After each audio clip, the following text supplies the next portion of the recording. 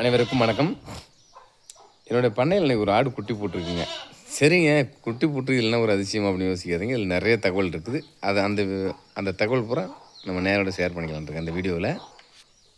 இந்த ஆடு தான் இன்றைக்கி குட்டி போட்ட ஆடுங்க. இந்த ஆடு எந்த இனத்தை சேர்ந்த ஆடுன்னா பள்ளையாட்டு இனத்தை சேர்ந்த ஆடுங்க. பள்ளையாட்டு இன ஆடுகள் வந்து எப்பொழுதுமே பார்த்திங்கன்னா 1 முதல் 5 குட்டி வரைக்கும் போடும். என் பண்ணையில் போட்டிருக்குது.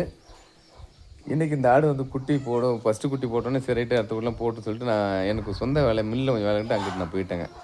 போனோடனே என்ன ஆச்சு பார்த்தீங்கன்னா, அதுக்கப்புறம் 2 குட்டி போட்டிருந்தது.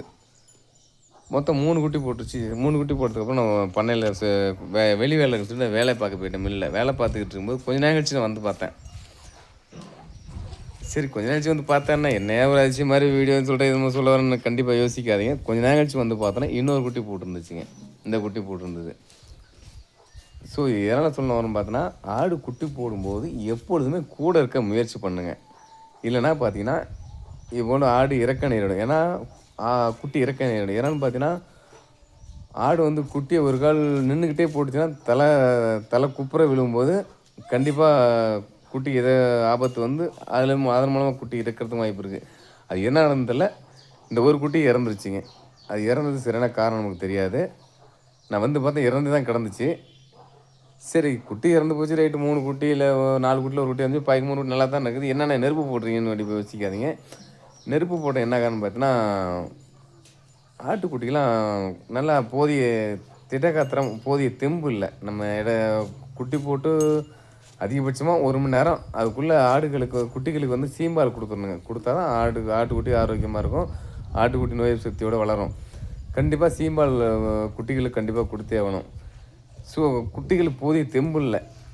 அதனால் நம்ம என்ன பண்ணணும் பார்த்தோன்னா கொஞ்சம் கோழி பண்ணையெல்லாம் பார்த்தோன்னா குஞ்சுகளுக்கு ப்ரூடிங் போடுவாங்க. குழந்தைகளுக்கே இப்போலாம் ப்ரூடிங் போடுறேன் பார்த்துருப்பீங்க நீங்கள் ஏற்கனவே. எப்படி ப்ரூடிங் பண்ணால் இன்குபேட்டரில் வைக்கிறேன்னு சொல்லுவாங்க. இன்குபேட்டரில் வச்சு பிறந்த குழந்தைகளே இன்குபேட்டரில் வைப்பாங்க. என்னென்னு பார்த்தீங்கன்னா அதில் எப்படி சொல்கிறது நோய் சக்தி கம்மியாக இருக்கும் அப்படிங்கிற ஒரு காரணத்துக்காக இன்குபேட்டரில் வைப்பாங்க. அதே மாதிரி தான் நம்ம ஆட்டுக்குட்டி ப்ரூடிங் இப்போ செட்டப் இல்லை, நம்மக்கிட்ட செட்டப் இல்லை, ரெடி பண்ணவும் முடியாது நம்மளால். ப்ரூடிங் தனியாக ஒரு மெத்தேடு இருக்குது. கோழி குஞ்சு எப்படி இருக்கோ அதே மாதிரி ஆட்டுக்குட்டிகளுக்கும் ப்ரூடிங் மெத்தட் இருக்குது.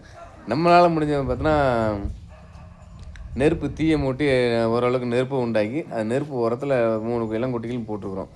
அது இன்னும் கொஞ்ச நேரம் கழிச்சு பார்த்தோன்னா அதுக்கு தேவையான ஹீட்டு கிடச்சதுக்கப்புறம் தானாக எழுந்திரிச்சு அதுக்கப்புறம் எழுந்திரிச்சி நம்ம பால் குடிக்க ஆரம்பிக்கும். ஓரளவுக்கு எப்படி பார்த்தோன்னா ஓரளவுக்கு கொஞ்சம் திடகாத்திரமாக இருக்கும். இல்லையா சில பேர் வந்து பார்த்தோன்னா கூண்டு வச்சுருப்பாங்க. அந்த கூண்டில் வச்சு திரும்ப காற்று உள்ளே போகாத அளவுக்கு அடித்து வைப்பாங்க. அப்படி வைக்கும்போது பார்த்தோன்னா கண்டிப்பாக குட்டிகள் ஆரோக்கியமாக இருக்கும். இதெல்லாம் இயற்கை நிதி தான். இப்போ வெயில் காலம் வந்தால் அதெல்லாம் பிரச்சனை இல்லைங்க. ஓரளவுக்கு ஹீட்டாக இருக்கும், அதெல்லாம் பிரச்சனை இருக்காது. மழை காலம்லாம் இப்போ மழை காலத்தில் குட்டி போட்டாலே கொஞ்சம் பிரச்சனையாக தான் இருக்கணும். மழை காலங்காலத்தில் தான் நம்ம இந்த ப்ரூடிங் மெத்தடு திரும்ப இதுக்கு என்ன பண்ணலான்ற ஐடியா பண்ணுறோம். அதே வெயில் காலம் வந்து அந்த பிரச்சனை தேவைப்படாதுங்க. மேக்ஸிமம் வந்து இன்னொரு விஷயம் இரவு நேரங்களில் குட்டி போடாமல் பார்த்தோம். இரவு நேரங்களில் குட்டி போட்டாலுமே குட்டி எப்படி போட்டுச்சு எப்படி இறக்குது என்ன எதுவுமே தெரியும். ஒரு சில ஆடுகள் பார்த்தோன்னா குட்டி நல்லா போட்டு நல்லா திரகாத்திரமாக வச்சுருக்கும். அது வந்து இப்படி ஒரு அதிர்ஷ்டத்தை பொறுத்து தான்.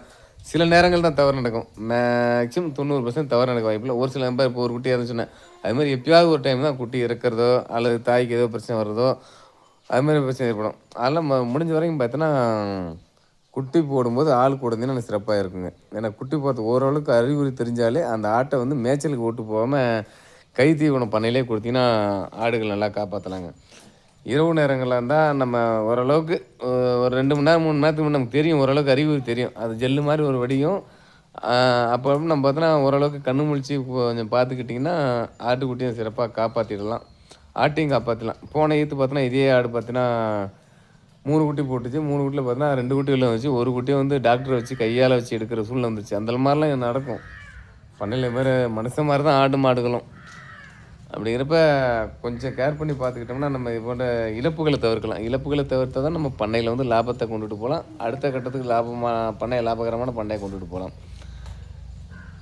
இந்த வீடியோ பதில் வந்து பார்த்தோன்னா குட்டி போடும்போது என்னென்ன பிரச்சனை எனக்கு ஏற்பட்டுச்சுன்னு இன்றைக்கி போட்ட ஆடு வந்து குட்டி போடும்போது என்னென்ன பிரச்சனை வந்துச்சு இதை எப்படி தவிர்க்கலாம் சொல்லியிருக்கிறேன். இன்னொரு விஷயம் சொல்ல மாட்டேன். என்னென்னு பார்த்தீங்கன்னா ஆடு குட்டி போட்ட உடனே பார்த்தோன்னா இளங்குடி சாப்பிடுங்க. இளங்குடி சாப்பிட்றது நல்லதா கெட்டதா எனக்கு சரியாக தெரியல. ஆனால் எங்கள் ஊர் பழக்கத்தில் என்னோடய அனுபவத்தில் என்னோடய முன்னோர்கள் எனக்கு சொல்லி கொடுத்தேன்னு பார்த்தோன்னா ஆடு வந்து இளங்கொடி தின்னுச்சுன்னா ஆட்டுக்குட்டிக்கு பால் இருக்காதுன்னு சொல்கிறாங்க. அது உண்மையாக பொய்யான்னு தெரியல. தெரிஞ்சவங்க கமெண்டில் தெரிவிங்க. நம்மளும் தெரிஞ்சுக்கோ, மற்றவங்களும் தெரிஞ்சுக்கிட்டோம். ஆட்டுக்குட்டி போடும்போது இளங்கொடி தின்னா தாயாட்டுக்கு பால் இருக்காதுன்னு சொன்னாங்க. உண்மையாக பொய்யான்னு தெரியல. ஆனால் எங்களோட முன்னோர்கள் அப்பா அம்மா எல்லாம் சொல்கிறது இன்னமும் அப்படி தான் சொல்லிட்டு இருக்காங்க. அதனால் இளங்கொடிய தாயாட்டு திங்காமல் பார்த்தோன்னு சொல்லுவாங்க. இந்த தகவல் எப்படின்னு சொல்லி கண்டிப்பாக கமெண்டில் தெரிவிங்க. இந்த வீடியோ பிடிச்சிருந்தா லைக் பண்ணுங்கள், ஷேர் பண்ணுங்கள். நம்ம சேனலை தொடர்ந்து வாட்ச் பண்ணுங்கள். சேனலை சப்ஸ்கிரைப் பண்ணி வச்சுக்கோங்க. இன்னும் இது போன்ற பண்ணை சம்மந்த தகவலாக இருக்கட்டும், அல்லது என்னோடய மில்லு வச்சுருக்கேன், மில்லு சம்மந்தமான தகவலாக இருக்கட்டும், கேளுங்க. என்னால் முடிஞ்ச வரைக்கும் அப்பப்போ நான் வீடியோவை பதிவு பண்ணி நேயர்களுக்கு ஷேர் பண்ணுறேன். நன்றி, வணக்கம். அடுத்த வீடியோவை சந்திக்கலாம்.